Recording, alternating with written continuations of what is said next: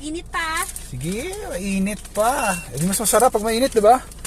Bakit ba? Ano ba meron dyan? Bakit mo gustong bumili niyan? Uy, taste mo like the Masarap ang chicken. Spanish bread. Paano mo nalaman na may ganyan sa ano? Ikaw nagsabi, di ba? Ay, yung Spanish bread. Oo. Noon pa, di ba, bumili na ako. Bumili ka, Pero kaya hindi ko nalaman alam mo. na tuwing 4 p.m. lang pala nare-release ito. Ewan kung ba't may oras lang. Ah, so may ano. Pero masarap naman ito. Oh, Teka, buksan natin yung ilaw. basang-basa pa, oh. Bakit basa? Butter. Kasi Ah, dahil sa butter. Mainit-init na. Tambak. Walang laman? Wala.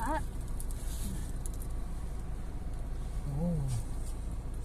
Eh, hindi naka-play. Yara, diba? Gaya ka sa akin, no? Nag-video kami, hindi niya pinlay.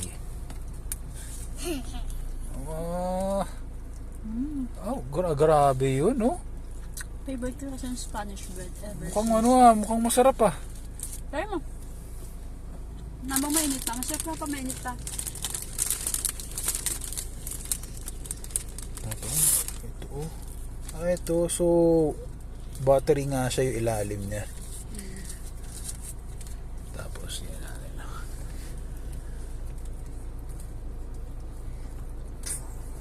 Lambot. Lambot na.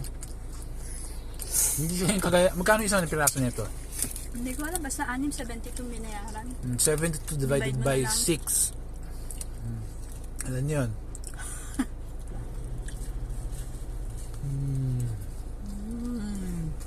Sarap.